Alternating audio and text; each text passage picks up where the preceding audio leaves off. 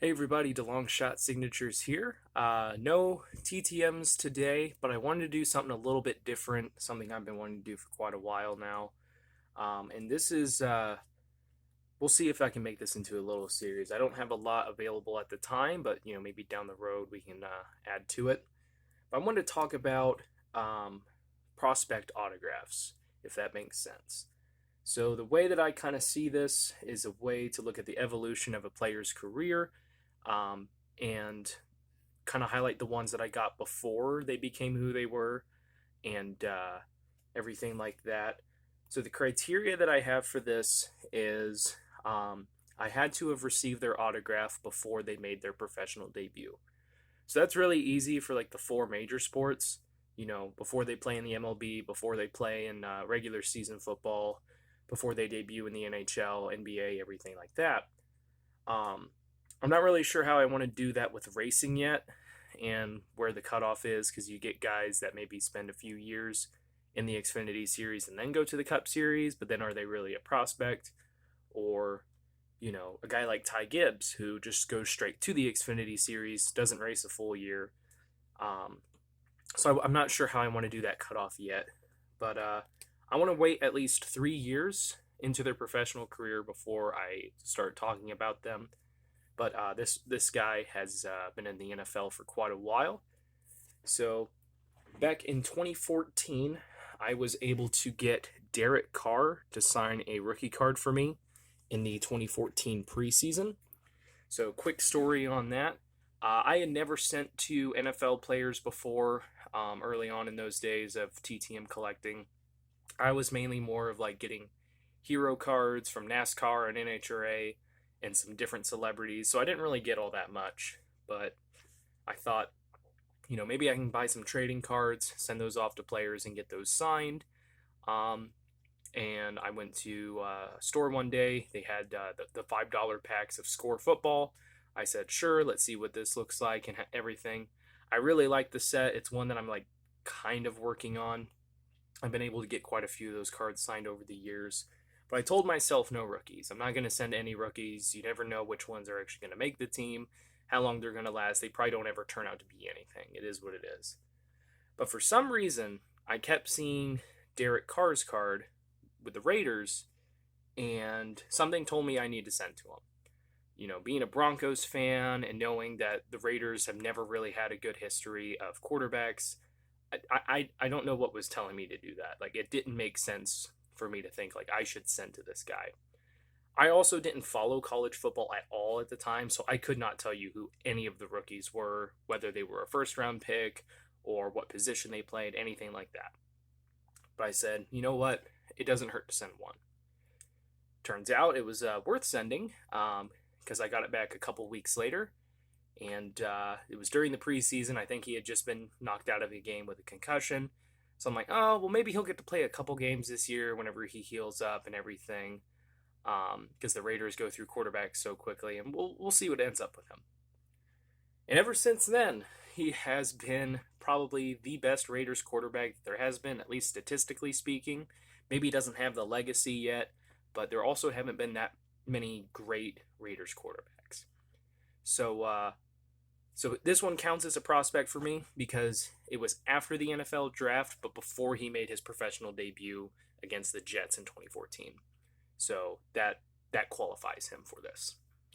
So for his rookie season, he went 3-13, low completion percentage for an average quarterback, less than or a little over 3,000 yards, 21 touchdowns to 12 interceptions. So he actually started off his career 0-10, losing a whole bunch of games in a row. But he showed promise. He was able to throw the deep ball. He could kind of put some drives together.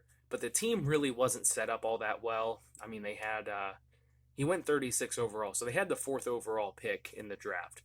He was drafted in the second round out of Fresno State.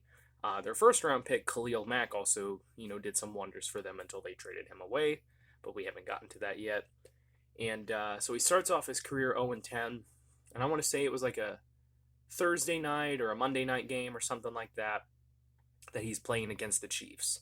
And just barely by the skin of their teeth did they win that game, and they almost blew it because after a big sack in the fourth quarter, a couple players were celebrating in the backfield, and there was still a bunch of time on the clock. So the Chiefs tried to, get a play started, get off sides, get down the field a little bit, and they knew those players nearly blew it for the Raiders. But thankfully, they had a timeout and they were able to get that win. And then from there, they went 3-3 to end their season, including that Chiefs win against the Chiefs that they had. They did fire their head coach Dennis Allen during that season and put in interim head coach the late Tony Sparano. I remember a lot of players were campaigning to keep Tony as the head coach, but they ended up deciding to go with Jack Del Rio. He did pretty well with the team, considering that they still had a lot of building to do. So in 2015, they draft Amari Cooper. I think he was like 3rd or 4th overall, to be a weapon for Derek Carr in the passing game. So ACDC is what it was known as, back in black with the Raiders. It was like the greatest marketing thing I've ever seen in my life, and I really wish they would have held on to him. But we see some improvements in his numbers. First, they go 7-9, so I think they missed out on the playoffs, but there's improvement there. His completion percentage goes up a little bit, but it's still kind of below average for a quarterback these days. He gets just under 4,000 yards, throws for 32 touchdowns and 13 interceptions. So definitely a big improvement from his rookie season and his sophomore campaign. They missed the playoffs, but they played valiantly. Carr looks better. Cooper was kind of like up and down. He had some real good games, some not so great games. But I believe they also had like Michael Crabtree and Jared Cook around this time. His teammate Khalil Mack was tearing up offenses. So they were putting together a good team. They were on their way. So 2016, Derek Carr goes 12-3. Another small boost in his completion percentage. Again, just below 4,000 yards. A small dip in his touchdowns at only 28, but we see his interceptions drop significantly. So he makes the Pro Bowl that season, gets voted in, and there's talks about making him the MVP for the season. He's just having a heck of a year. The stats don't really show it all that well, but like what he was doing to win games was just absolutely phenomenal. He was the reason that the Raiders stayed in so many games because their defense was better, but it wasn't great. But he did just enough to make them a dark horse Super Bowl contender. In week, I want to say 16, because he only played 15 games that season. He suffers a broken leg. It was the only sack that Donald Penn allowed that season, and it just so happened to be the one that broke his leg. So he was out for the year. They put in, I want to say it was Matt McGloin. He suffers I think he suffered a leg injury too. Excuse me. The Raiders would go on to go to the playoffs. They would have to start Connor Cook, and they bowed out in the first round because he was, first round of the playoffs because he was not ready to be starting in the NFL yet. So Carr recovers from his broken leg, MVP dark horse, should come back and have an excellent season next year. 2017, they go 6-9. He misses a game. I want to say it was due to a back injury, and he was supposed to be out like 4 to 6 weeks. They put in EJ Manuel, and Carr's back the next week. This dude, he gets hurt a lot, but like he's right back into it. So he goes 6-9. Small dip in production, kind of across the board. His interceptions go back up. He still makes the Pro Bowl because like of his heroics as well as kind of the story that follows him. Just with the fact that he's coming back from a broken leg and everything. So did Marcus Mariota. Like both of those guys, I'm pretty sure they broke their legs in the same week. So they were kind of like connected but disconnected in their stories in that way. But it was really interesting to watch. But Derek Carr ends up making the Pro Bowl. I don't know if he was in the initial votes or was like a reserve and got in. But that's another thing he can add to his belt. But ultimately, Jack Del Rio gets fired after just a couple of seasons as the Raiders head coach, which kind of came as a shock to a lot of people. It was a big drop to, I think they went 7-9 that season. big drop from, the second year that they had with Del Rio, but, they didn't really think that like that deserved for him to be fired. The next season, the Raiders hired John Gruden to be their head coach. Uh, Took him away from ESPN. He had been retired from coaching after winning a Super Bowl with the Buccaneers. And at the time, and still kind of now, it's seen as like a what are you doing kind of move. And things are not great that first season. So they trade away Amari Cooper, I think, midway through the year. They trade away Khalil Mack at the start of the season. They get some first round picks and everything. So, like, the package that was brought in looked really nice. But they didn't really do that great with those picks that they received. I think they got Clellan Farrell and, say, Josh Jacobs. So Josh Jacobs is a good running back for the team, but like he's not a Khalil Mack or an Amari Cooper. And so they do very poorly that season. They go 4-12, but we see a huge uptick in let's go with efficiency for Derek Carr. He was about a 63% completion percentage guy. He went up to 68.9. He finally hit the 4,000 yard mark, which was the first time he had done that in his career. It looked like it would always evade him. Not as many touchdowns. This guy really like doesn't score all that much through the year. 19 touchdowns and then 10 interceptions. So there's signs of improvement, but as far as the team, things are not going well. There's rumors that he and Gruden are not getting along, and that Derek Carr is frustrated. He wants out. All those stories that come with any sort of problems within an organization. So 2018 goes by. 2019, they see a small improvement again to 7-9. Derek Carr over 70% in his completion percentage, a little bit over 4,000 yards, 21 touchdowns, and 8 interceptions. So we're kind of seeing like this ceiling of what Derek Carr can be during these years. He's a guy who can pass, very well. He can be very accurate. He can score, maybe not all the time, but he is capable of doing it. And there's always going to be like a costly mistake here and there, and it's going to cost them games. But overall, like, he's an above average quarterback, and sometimes even like a good to great quarterback, just depending on everything that's going on around him. 2019 comes, or I already talked about 2019. 2020 comes. Of course, it's the COVID season. So they, I believe they had just moved to Vegas, and so it's a new town, but there's no fans in the building, and they go 8-8. They start off the season really well, from what I remember. Like, they had a pretty strong record, and they just collapsed in the second half. So Derek Carr has another one of his, kind of standard seasons, as we would put it now.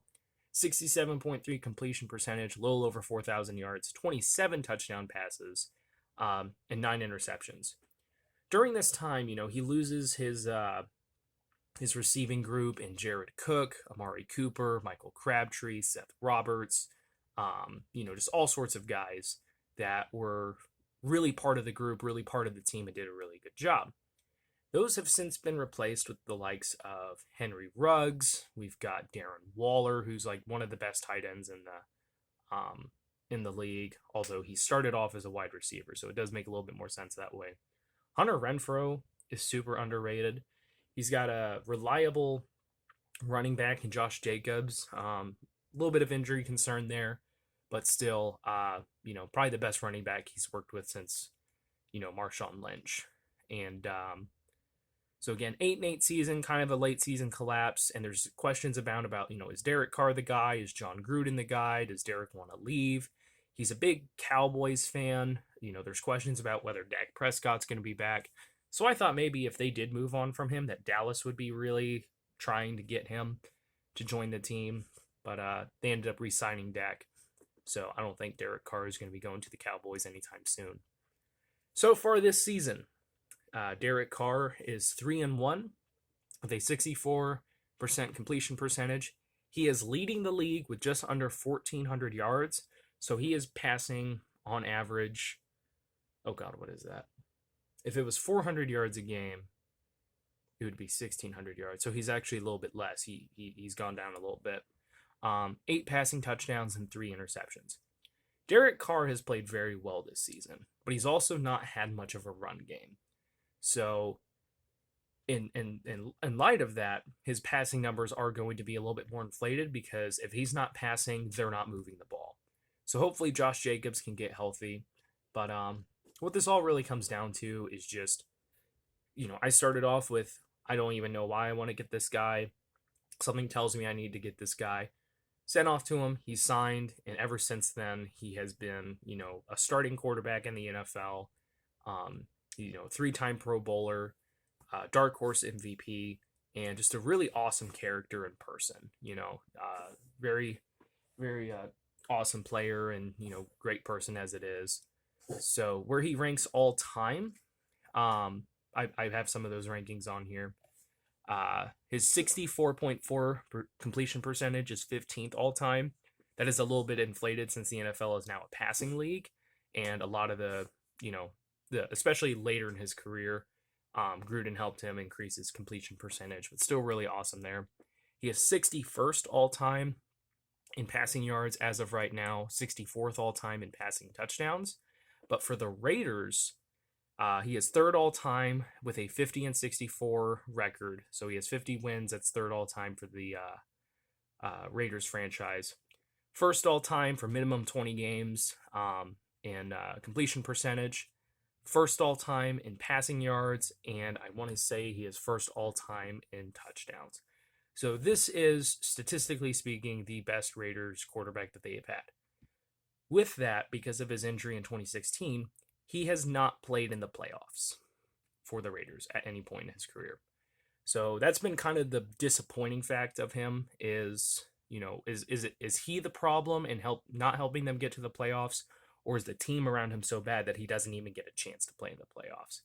So I guess we'll find out this season. They've started off 3-1. They just lost to the Chargers, but he still looked pretty good in that game.